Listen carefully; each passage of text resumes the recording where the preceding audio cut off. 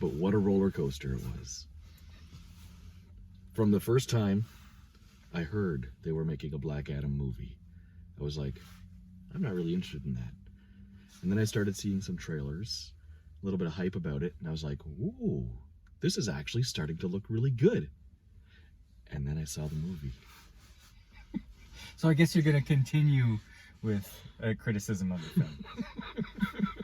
Well, you know what? I'm very happy though that the special effects crew for the Power Rangers still has work. Okay, everybody, welcome to Movie Related. Mark and I just went to see Black Adam. Don's not here; he's off having fun, and we're watching Black Adam. We're both recovering. I'm recovering from COVID. Mark's got some kind of plague right now. Yeah. And but we decided this is the first movie in a long time to come to the theater. Mm-hmm. Because this fall has been just brutal for movies. I was super excited to see this movie. I don't know if I was. I was. I do have a certain amount of superhero fatigue. Sure. I will admit that. Okay. I've had superhero fatigue for 5 years. But this is a new one. Like the DC was coming out with somebody new and interesting. And like the hype around it, and it was starting to be really exciting. I mean, they were building this up in the trailers to think, wow, they're coming out with somebody who could be a match for Superman. Mm-hmm. Right? And that's how they were building it up. And they were making it sort of dark. And I liked that. Okay. Well, we have... The movie starts off, there's going to be spoilers in this because we don't want to just mess around. Right, so all 200 of you, sorry.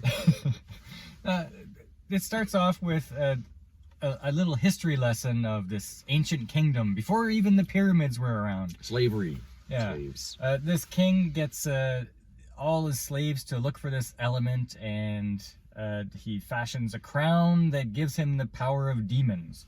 Right. And... well, he goes to put it on, but then there's the slaves that rebel, and one of them becomes a hero with the help of the Council of Wizards. And you'll know them from Shazam. Shazam, yeah. Because this is kind of like a Shazam movie. In fact, to get the powers, this guy has to say Shazam. Right. Black Adam, that's what he has to say. Has a lightning bolt here and everything. Yeah. And so... now, modern day, they're looking for the crown because they got to find it in order to hide it. Right. And they find it, and a bunch of bad guys are coming to get it, and the hero returns. Right, and nothing is really like, everything that's... They try to hide it, but they're not very good at it. Yeah, it's completely paint by numbers. You know everything that's going to happen, yeah. But this is the way it goes. Yeah. And The Rock comes back as the hero. Yes. And he kicks butt. He's like Superman. Yeah. Yeah. He's powerful. His first appearance, he's taken out like an entire army. Right? Like he's just walking through them like nothing, and you're like, wow. Now, that was kind of cool. Like, yeah, that was all right. Like he was going apparently so super fast but they played it in slow motion from his perspective. And I thought it was kind of funny and impressive what he was doing, and yeah. That was really good. Speaking of funny, they should have not done that. They should have not tried funny. There was a lot of funny that wasn't funny. Yeah.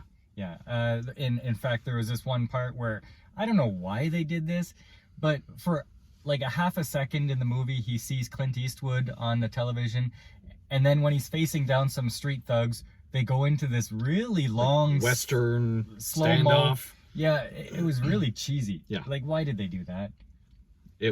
Because it didn't have any relevance for the rest of the movie. No, it was just bad. Yeah. Like, some of the music choices in this were bad. Yes.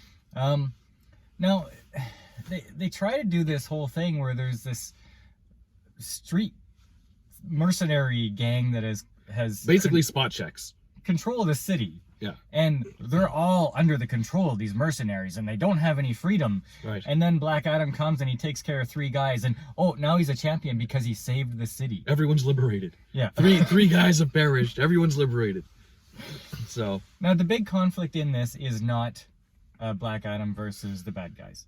It is more Black Adam versus the good guys. Amanda Waller. You'll know her from, she's the boss of the Suicide Squad. Well, she sends a bunch of heroes to confront him. Heroes. Ooh, the best heroes you've ever seen. And what I thought was amazing is they're going there to negotiate with him. And the first thing they say is, you either yield or you die.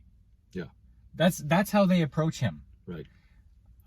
And it's just nonstop conflict from Hawkman or Hawk Guy or whatever he's Whatever called. they go. They really tried to set up that like adversarial bromance between them. But all it did was it made me not like the heroes that were there to...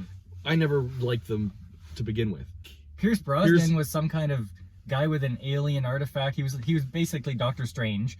And then you had Falcon, and then you had Ant-Man, and then you had this girl who's a genius wind person that she played no part in the movie. Why was she even there? Cyclone, they called her. Yeah. And she's like, she just spins in a circle with like rainbow colors. Like she was pretty and charming, but she played no role in the movie. The only role that she played was to try to, like, with that forced sexual tension between Ant-Man and her, right?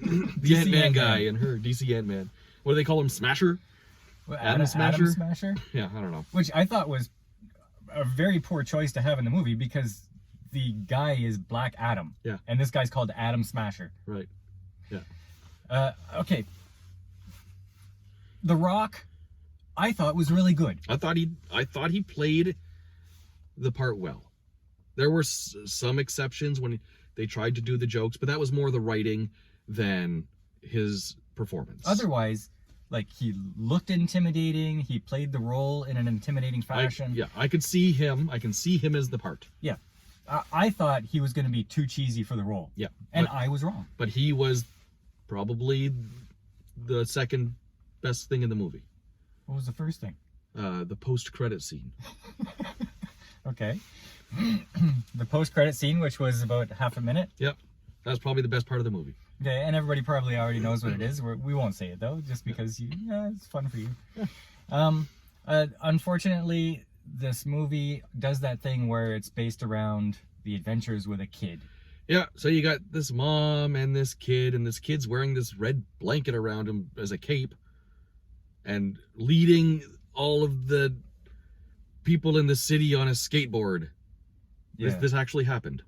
I'm not lying here. Yeah, so if you don't remember, the city was under the rule of this mercenary biker gang or whatever they were, and the people were like basically slaves. But now they're all okay going up against this monstrous demon and superheroes With to save the day. superpowers. Yeah. Yeah. They're all gung ho for that. They're But all they like- didn't want to go after the mercenaries. They're all like, what are we waiting for? Yeah, the kid gives this really lame, quiet speech and does this hand symbol in the air. Yeah. And everybody automatically does the same thing for some reason, because I would do that. Yeah, and they're all Wouldn't just you do standing. that? They're all just standing in the street like this. What does that mean? And all the legions of hell come up into the city and they're taking them out with like pipes. A stick. Yeah. They got a stick. Everybody's taking out the legions of hell with a stick. Yeah. So no, we might sound like we're really down on the movie. Well, Mark started off by saying, "Oh, this was crap." Was it crap? There were crap elements. However, I think they can still save it with like a sequel. They can save it if they don't repeat what they've done. Maybe. But would they save Suicide Squad?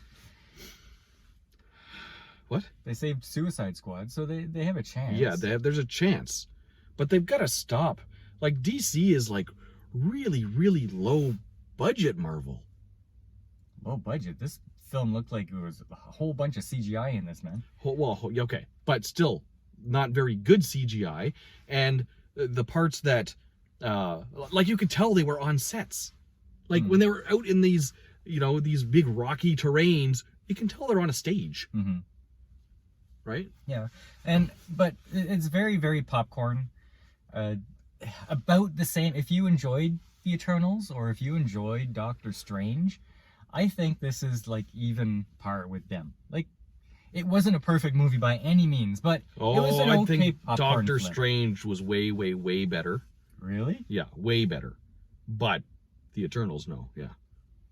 Oh, okay. I didn't think either of them. I think I gave Doctor Strange a 7. Doctor Strange was not a good movie. This I But, would, but it was way better. this I would give a 7.